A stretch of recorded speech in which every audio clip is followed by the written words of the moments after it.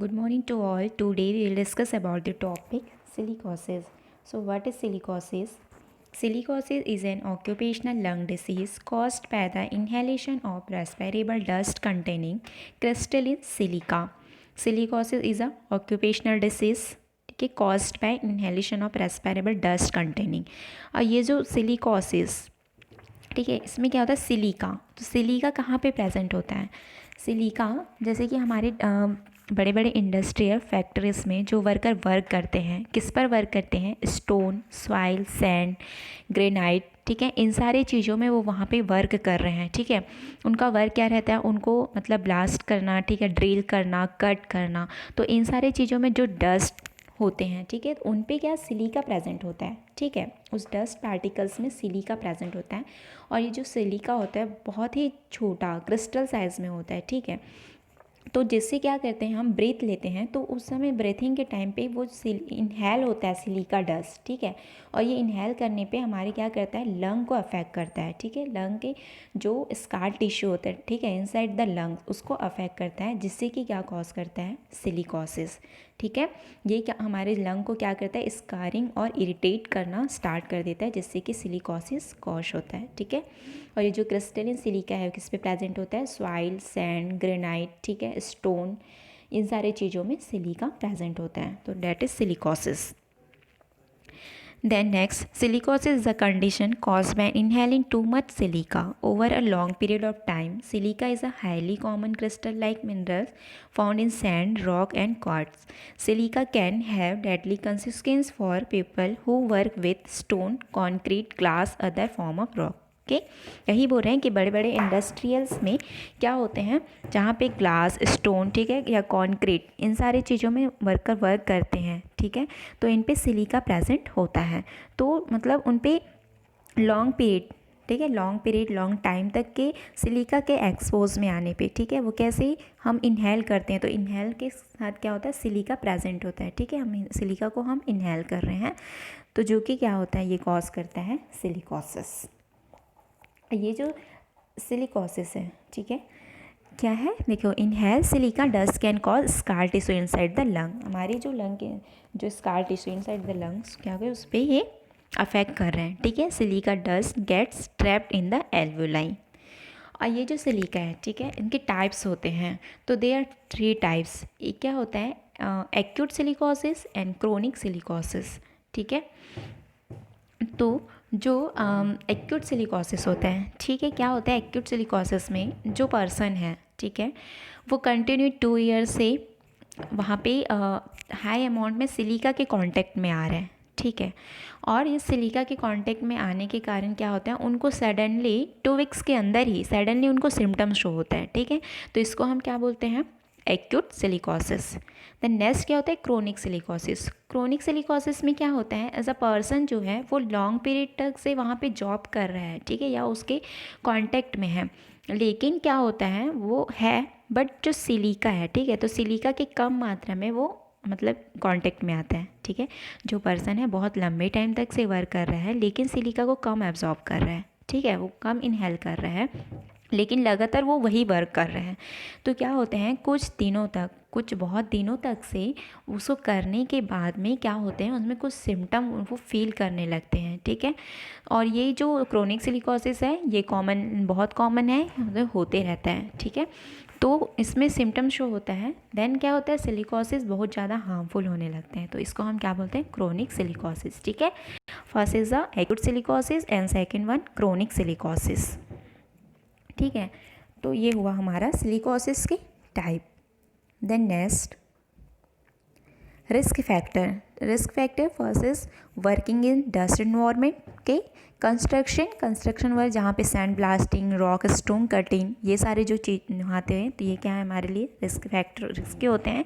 Gas manufacture, mining, ठीक है, जो माइनिंग इंडस्ट्री होते हैं, ठीक है, वहाँ पे क्या करते हैं? एक्सट्रैक्शन, जो उनका एक्सट्रैक्शन होता है, ठीक है, किस चीज़ का? Extraction of precious minerals and other geological materials. ठीक है, जियोलॉजिकल मटेरियल्स वही जो बोलते हैं ना कि खदान वगैरह से जो चीज़ें निकलती हैं, जिनको खोद के निकाला जाता है। ठीक है, तो ये इन सारे चीज़ों की जो, ठीक है, तो क्या होता है? इन पे भी गैस मैन्युफैक्चरिंग माइनिंग में भी बहुत ज़्यादा कि हमको रिस्क होता है इन सारी चीज़ों में सिलिकॉसिस होने के, ठीक है। और ये जो गैस मैन्युफैक्चरिंग होता है वहाँ पे क्या हाई अमाउंट में alkaline, carbon dioxide, nitrogen, hydrogen sulphide और हीलियम, ये सारे गैसेस क्या रहते हैं, हाई अमाउंट में प्रेजेंस होते हैं, ठीक है। तो ये क्या हुआ हमारा गैस मैन्युफैक्चरिंग माइनिंग पे, इन सारी चीज़ों में भी हमको बहुत रिस्क होते हैं। देन नेक्स्ट एग्रीकल्चर, जिसमें एग्रीकल्चर में हार्वेस्टिंग वगैरह का जो वर्क होता है, तो इस पे भी हमको manufacturing of soap and detergent, ठीक है, जहाँ पे सोप एंड डिटर्जेंट का मैन्युफैक्चरिंग होता है वहाँ पे भी सबसे ज़्यादा सिलिका का हार्मफुल हमको वहाँ पे अफेक्ट करेगा, ओके। देन नेक्स्ट हमारा आता है साइन एंड सिम्टम। तो जो सिलिकोसिस वाले पेशेंट पे क्या साइन एंड सिम्टम होता है, सीवियर कफ, चेस्ट पेन, ठीक है, air flow obstruction, fatigue and loss of appetite, ठीक है। और जो उनका लिप्स है, ठीक है, तो लिप भी क्या होता है उनका क्या बोलते हैं, ब्लूइश कलर का होना स्टार्ट हो जाता है, ठीक है। और चेस्ट पेन वगैरह ये सारी चीज़ें। Then next diagnostic evaluation. तो डायग्नोस्टिक इवैल्यूएशन में हम क्या करते हैं, फर्स्ट होता है हमारा history collection, chest X ray and CT scan, ठीक है। तो हिस्ट्री कलेक्शन वही कि उनका हिस्ट्री कलेक्शन हमको लेना है कि पास्ट प्रेजेंट, ठीक है, उनका जो भी मेडिकल ट्रीटमेंट्स हैं या कुछ उनको डिसीज़ है, ठीक है, वो, या फिर हम सिलिकोसिस पे करेंगे तो कब से वहाँ पे वर्क कर रहे हैं, कितने सालों से, कौन सा उनको कितने ड्यूरेशन का सिम्टम्स हो रहा है, इन सारी चीज़ों का हम सबसे पहले पेशेंट से हिस्ट्री कलेक्शन कलेक्ट करेंगे। देन चेस्ट एक्सरे, ठीक है, चेस्ट एक्सरे करते हैं हम और ये देखते हैं कि जो एक्सरे से क्या पता चलेगा, लंग है, ठीक है, लंग को अफेक्ट किया, तो लंग से किस किस पार्ट्स को अफेक्ट किया है, कितना अफेक्ट किया है, ये सारी चीज़ें हमने चेस्ट एक्सरे के थ्रू पता करेंगे, ठीक है। देन होता है हमारा सिटी स्कैन। सिटी स्कैन में क्या होता है, ये जो क्या है, द मोर डिटेल्स हमको इसमें उनको मतलब इन्फॉर्मेशन मिल जाएगा, ठीक है, अकॉर्डिंग टू प्लेन एक्सरे से। तो ये सारा चीज़ हमको वहाँ पे करना है। देन डिटेक्ट करना है उनका कि सिलिकोसिस कितने स्टेज में है, कौन सा सिलिकोसिस हुआ है, ये सारी चीज़ों के लिए हमको क्या करना पड़ेगा, डायग्नोस करना पड़ेगा, ठीक है। तो डायग्नोस्टिक इवैल्यूएशन। देन नेक्स्ट क्या आता है, स्पायरोमेट्री, ठीक है। स्पायरोमेट्री क्या होता है, it is a common type होता है पल्मोनरी फंक्शन और ब्रीथिंग टेस्ट के लिए, ठीक है।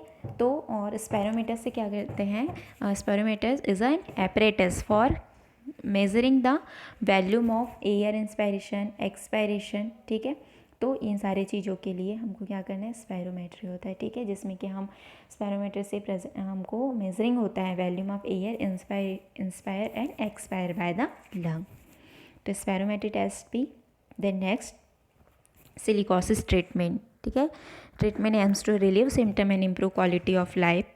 एक्सपोजर टू सिलिका रिड्यूस करने के लिए बोलना है, ठीक है। Smoking, stop smoking. TB surveillance में रेगुलर टेस्ट, ठीक है, फॉर टीबी। वैक्सीनेशन, जो न्यूमोकोकल वैक्सीनेशन है, ये सारे चीज़ ट्रीटमेंट करना है। Long term oxygen therapy, bronchodilators, antibiotic, corticosteroid, lung transplant, ठीक है, ये सारे चीज़ क्या है हमारे सिलिकोसिस के ट्रीटमेंट।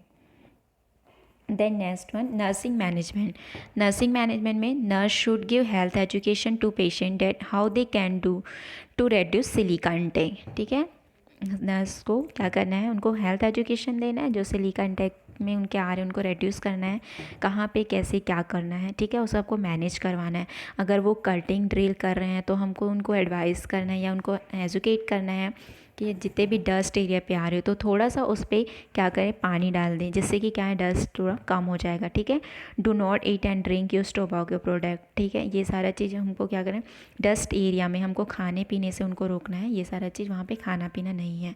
यूजिंग रेस्पिरेटर्स, ठीक है, जो इंडस्ट्रियल एरिया में वर्कर्स के लिए जो भी इक्विपमेंट होते हैं, ठीक है, और जो रेस्पिरेटर्स होते हैं, ये सारे को हमको क्या बोले, यूज करना है, ठीक है। If possible, change into disposable or washable work cloth at the work site. Shower and change into clean clothing before leaving the workplace, ठीक है। तो इन सारी चीज़ों में उनको सोवर और वॉशेबल क्लॉथिंग को वियर करना है, ठीक। देन नेक्स्ट हम देखते हैं role of nurse in occupational and industrial disorder के, मतलब एज अ नर्स वहाँ पे क्या रोल है ऑक्यूपेशनल एंड इंडस्ट्रियल डिसऑर्डर में। First is definition. Occupational health nursing practice in the specialty of practice thus provide for delivers healthcare service to the worker and workers population. Okay.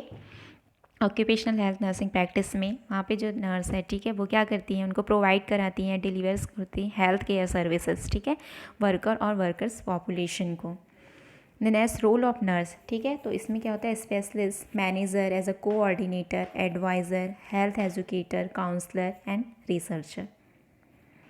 The next one, nurse responsibilities, ठीक है। First is participate in health assessment programme, के nurse को participate करना है health assessment programme.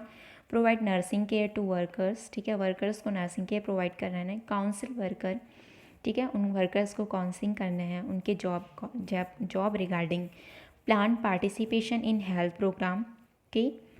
Then advice environmental sanitation, ठीक है, उनको environmental sanitation के एडवाइस करना है। And carry out nursing duties, कि जितने भी जो भी अपना वर्क है, जो भी आपकी रिस्पॉन्सिबिलिटी है, उनको कैरी आउट करना है। The major role responsibility associate with occupational health nursing practice. Clinician, ठीक है, clinical and primary care. Educator होते हैं ट्रेनिंग डिसीज प्रिवेंशन के अकॉर्डिंग। मैनेज एडवाइज़र होते हैं रिसर्च हेल्थ प्रमोशन, ठीक है। Consultant workforce issue, workplace issue, environmental issue, इन सारी चीज़ों में उनको कंसल्ट करना है।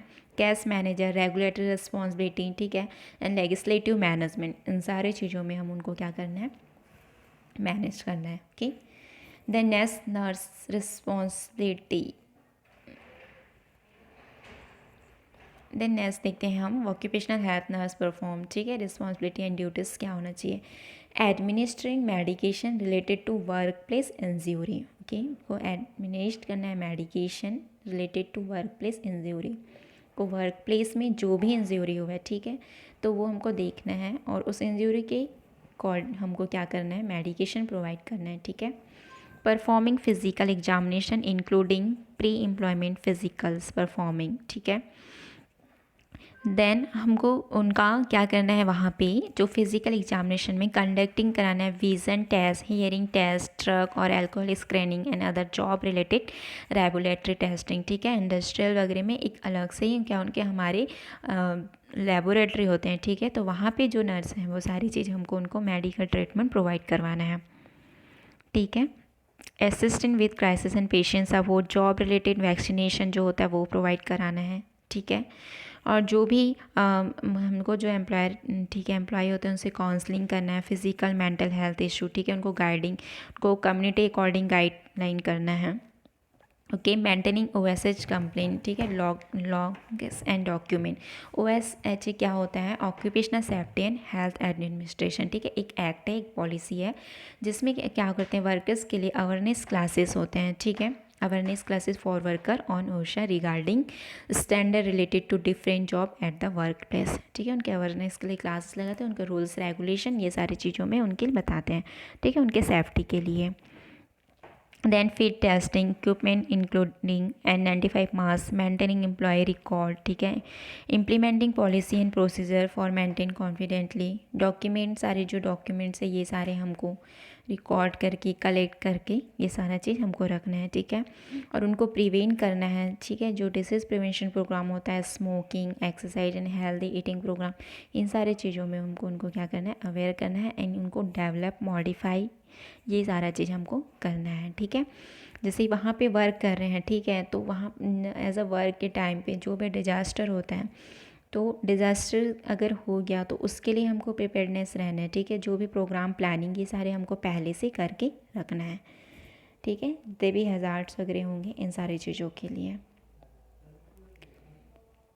Then next, occupational health and safety specialists and techniques typically the following, ठीक है, inspect, test and evaluate workplace environment, equipment and practice to ensure that the follow safety standard, जो भी गवर्नमेंट रेगुलेशन के through हमको जो भी safety standards होते हैं, ठीक है, और जो इक्विपमेंट रहते हैं ये सारा चीज़ हमको क्या करना है, वर्क प्लेस इन्वायरमेंट में यूज़ करना है, ठीक है। Prepare return report and their finding, ठीक है, और जो भी वर्क प्लेस में डिज़ाइन इम्प्लीमेंट होता है उस प्रोसेस के टाइम पे, ठीक है, हमको क्या करना है, प्रोटेक्ट वर्कर्स, ठीक है, और then evaluate programme on work place health and safety, then educate employ worker और वर्कर्स को एम्प्लॉयमेंट करना है safety by preparing and providing training programme, ये सारा चीज़ डेमोस्ट्रेट करके दिखाना है उनका जो सेफ्टी इक्विपमेंट होगा, ठीक है। इन्वेस्टिगेट करना है incident and accident to identify what cause them and how they might be prevented, ये सारी चीज़ें हैं, ठीक है। रिपीटेड हुए हैं वही चीज़ें, तो नर्स की रिस्पॉन्सिबिलिटी होती है कि क्या करना है क्या नहीं, एट द टाइम उनके जो सेफ्टी मेजर स्टैंडर्ड्स होते हैं, ठीक है, ये सारा चीज़ उनको हमको बताना है, ठीक है। ये होते हैं the role of nurse. Thank you.